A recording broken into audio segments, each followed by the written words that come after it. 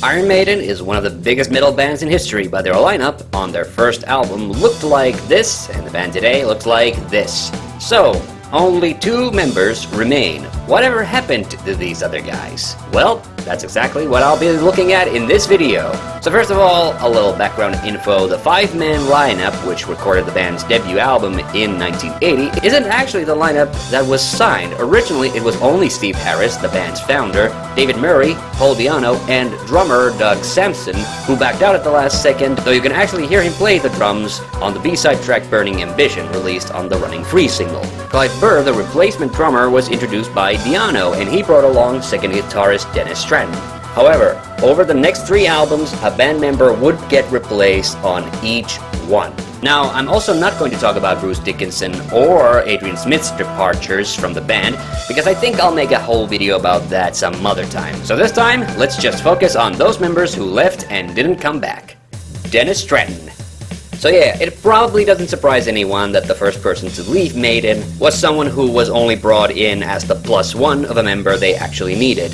Though Stratton finally provided the second guitarist, which Harris had wanted for a long time, over the course of working with Dennis, it became painfully obvious that his and the band's musical taste didn't really mesh. Stratton wanted Maiden to perform more commercial rock rather than heavy metal, and unsurprisingly, Stratton would be let go in favor of Adrian Smith, whom the band had been courting for a while then, and who was also a personal friend to David Murray.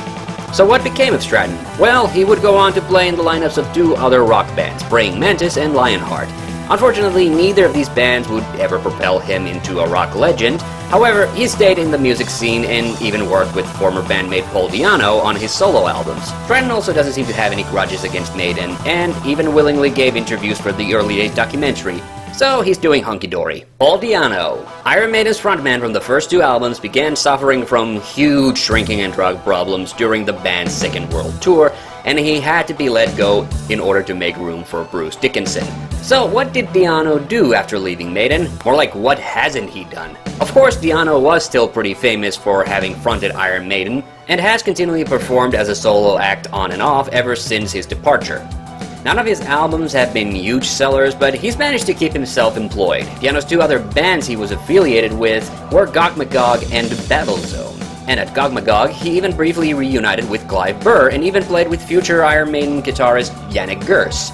Unfortunately, neither of these bands fared very well. Gog Magog only released 1 album, and Infighting ended Battlezone after 3 albums. Di'Anno's also done some time in jail, and unfortunately his health has been failing him in the past few years, with Di'Anno being particularly bugged by a bum knee. There's also been some controversy about his live performances being kinda slipshotty, but he maintains a good attitude about his Maiden past and doesn't mind chatting with fans. Clive Burr.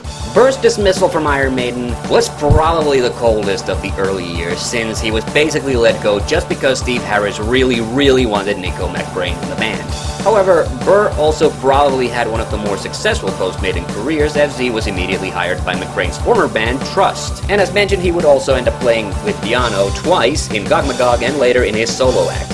Unfortunately, he later developed multiple sclerosis, a genetic nerve disease which slowly began affecting his nervous system. In later years, Burr suffered from debt from treating the disease, and Iron Maiden went out of their way to organize charity concerts for their suffering former bandmate. Burr passed away in 2013. Blaze Bayley. Probably the most controversial Maiden member, Bayley had to fill in the shoes of Bruce Dickinson after he briefly left the band in the 1990s.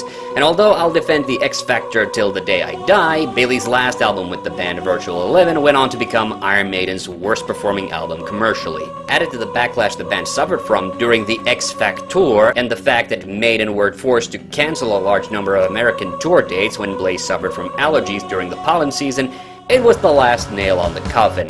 Blaze was fired in late 1999, and Bruce Dickinson was brought back into the band alongside Adrian Smith. Now, despite the controversy surrounding his time in the band, what's amazing is how Blaze has never shown any bitterness over the fact and still maintains that being in Iron Maiden was the best time of his career.